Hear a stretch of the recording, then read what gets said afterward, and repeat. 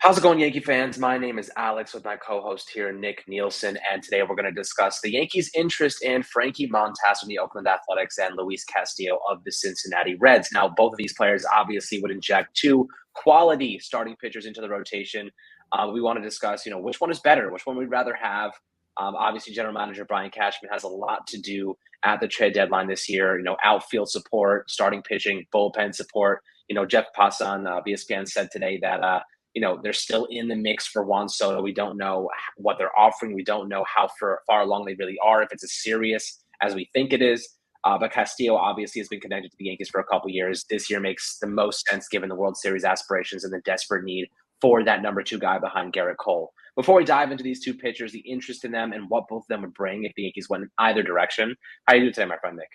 I'm good. I'm good. I'm excited to talk about this. I mean, earlier we did an episode on Quintana because I was like, I don't know if we're going to be like, if we're talking about Quintana because we're looking at Soto more, or if Quintana is just a guy that the Yankees, for whatever reason, are really into. But then, like, literally, like moments after that, like an hour after that episode, Jeff Passan, I don't know, Jeff Passan said that the Yankees are very interested in Luis Castillo and Frankie Montas still. So I don't know which one that means they're going to get. It seems like Castillo is the more likely, especially given everything that has been circulating around Luis Castillo and the Yankees the past couple of weeks, as you mentioned, the past couple of years.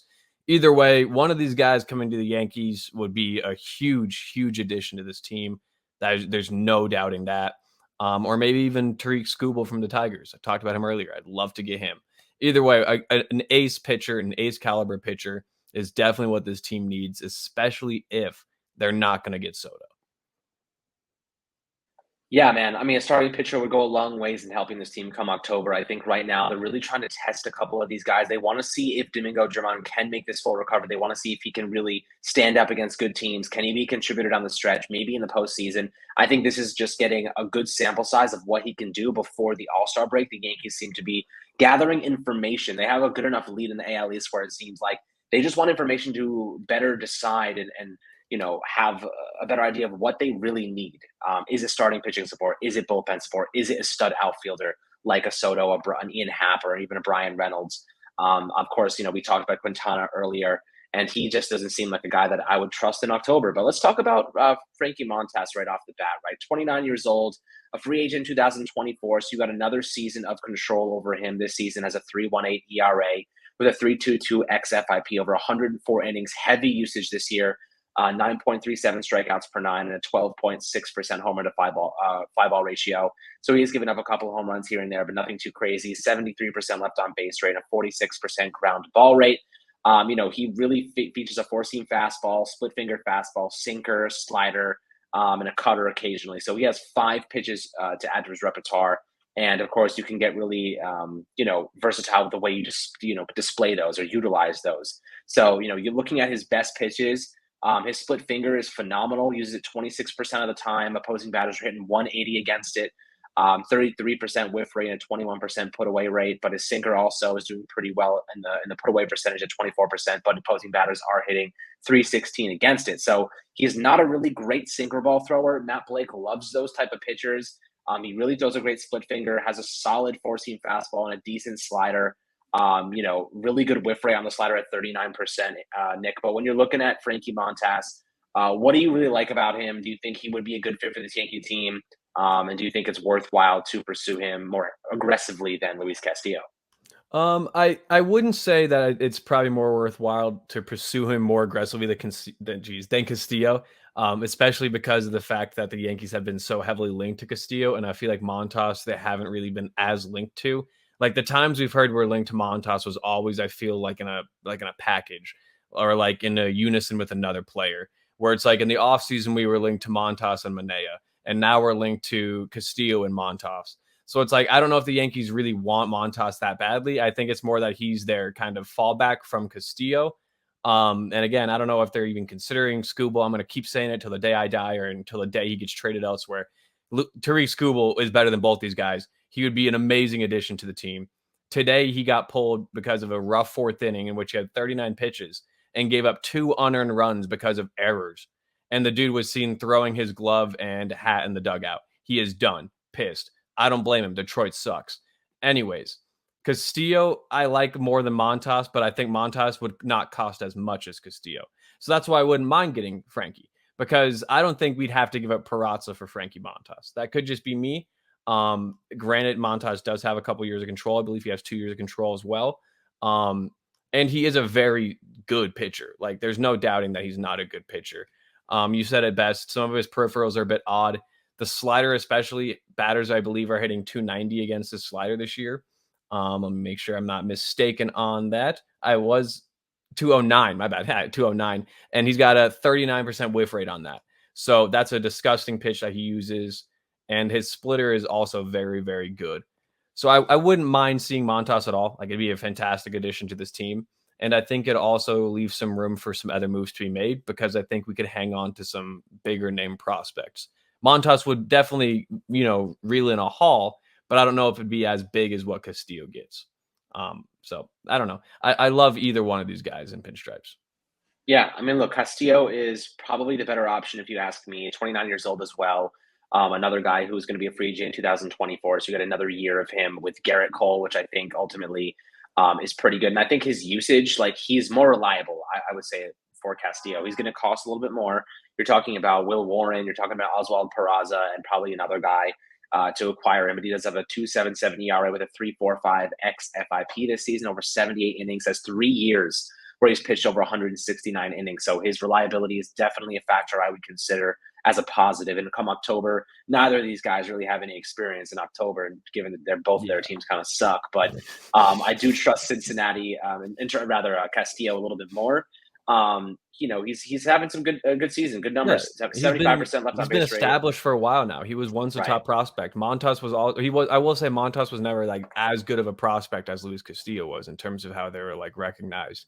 And then he just kind of burst on the scene with elite stuff. The changeup was always his best pitch. And now for Castillo, he's been able to build that fastball, sinker, and changeup. And he mixes them all very nicely as a pitcher. And this season, we're seeing everything come together for him. Like, this is the best season of his career. And that is being shown by the way he's played since June 1st. Like, it's pretty insane, because if we're being honest, I think that Luis Castillo last year probably wouldn't have gotten Oswald Peraza. I mean, I could be a little bit mistaken on that, because he would have had, another year of control. But last year, Castillo wasn't as good as he's been this year. He was a little bit banged up last year. And I remember for a good portion of the season last year at the beginning, he was like, I've got to stop throwing my changeup because I don't have a feel for it.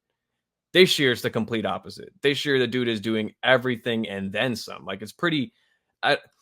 the thing is that this deadline is the deadline for Cashman and Hal and Boone, whoever the hell you want to say is making the decisions. This is the deadline, because if they want to win a World Series, this is the year to do it, and they have all of the players that can basically make it happen at their disposal. All of these starters on the market now are like kind of popping out of nowhere. Like, you could even look at Miami and see about Pablo Lopez or Taylor Rogers if you want to work on him. I love Jesus Luzardo. I know he's got an injury right now, but like, that's just from the Marlins. And that's because they said that they're fire selling. Like, I feel like we're in a time now where a lot of these teams are like, look, it didn't go the way we planned. We're not going to be competitive. And we want to try to recoup as much value as possible. The Tigers moving Skubal is a bit weird to me. But if they're literally trying to get rid of him because they're like so focused on rebuilding for the next 6 years, and they don't think he's going to be a part of that, then pursue him. Go for him. I don't want them to be like, yeah, Quintana's our guy. We want Jose Quintana. It's like, no one wants Jose Quintana. That's why he's pitching for the damn Pirates this year. Yeah, that's true. I don't think I would want Quintana if I had the option, or Quintana. Castillo definitely would be my top gun. But you're right. You're right though, because this is an opportunity for General Manager Brian Cashman to leave his mark, to make this team better and actually put themselves in an opportunity and a chance to make it to the World Series, let alone win it. And Aaron Boone just said a couple minutes ago, we know we're in a very good position. We think we're a very good team. We feel like we're equipped to handle it. So that is not an enticing thing to hear. That's Boone. That's the most Boone quote ever. Yeah, Let's think about what he said about Stanton's injury. He's like, yeah, he's fine. He's just working through some things. And then a day and a half later, you're like, Stanton's replacing the IL with an Achilles injury. And he's like, Well, okay, cool. Think about what he said with Chapman. He's like, yeah, we're just gonna use him like however. And then like Chapman pitches, and I was like, okay, here we go. Um, like I don't really take a lot of things he says like too like literally or too much to heart. I mean, Yeah, remember in spring training, he was like, Luke Voigt is our first baseman, and then Luke Voigt was traded. gone. So it's like this happens a lot. It's just smoke and mirrors. It's just to say things to the press to get them to say something so they can have a sound bite. I think that the Yankees behind the scenes are working. I don't know if there's going to be a deal done today because it's getting late and I don't see that happening. But then again, Giancarlo Stanton was acquired by the Yankees, I believe, end of December at like 11:30 at night, 12 at night on East Coast time. Because I remember being in Florida when they announced we got Stanton, and I was like, "Am I being Cole pranked?" too. Yeah, like we signed Cole. That's the thing. And like last year at the deadline, the Yankees made a lot of moves in a week span. Clay Holmes was acquired. Joey Gallo was acquired. Anthony Rizzo was acquired. And they also got Joely Rodriguez as part of that deal with Joey Gallo because they knew they needed more bullpen help. Like there are a lot of moves to be made. And that's the other thing I wouldn't mind about Montas is that you could possibly package in another nice little Yankee reunion, Domingo Acevedo. Toss him in the bullpen if you get Montas too. That's the thing with Castillo. I think it's basically you get Castillo and for prospects, or you get Castillo and like I don't even know who you'd want. Like I love Brandon Drury. He's been great this year, but he plays third base primarily and second base. We already have two third basemen and two second basemen playing every day. We need a shortstop. Drury doesn't fill that void.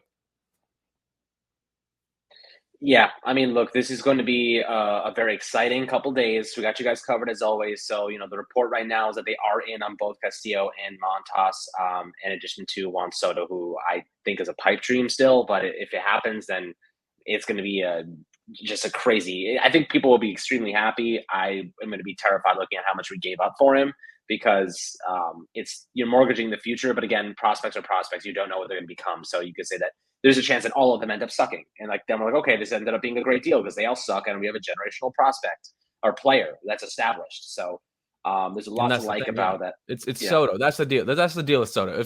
If anyone at all is mad about what we would give up for Soto, if we somehow break a massive Juan Soto deal in the next week and we get him, and people are upset about the haul we gave up for Juan Soto, that's you need to realign with what you really want from this team. Because if you're a true Yankees fan, you want to win the championship, you want to win the World Series. That's all that matters.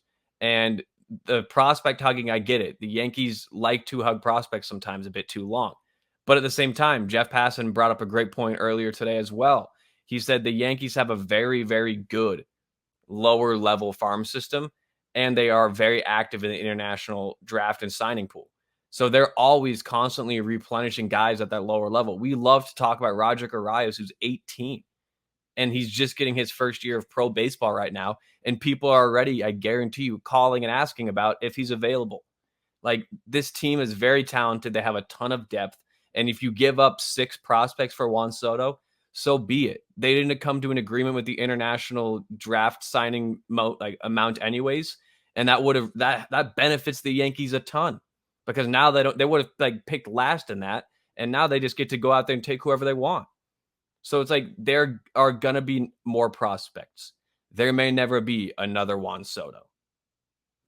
That is very true. That is very true. But guys, I'd love your perspectives below on the idea of Castillo or Montas. Who would you prefer and why? Or Always Scooble. love to hear. Yeah, exactly.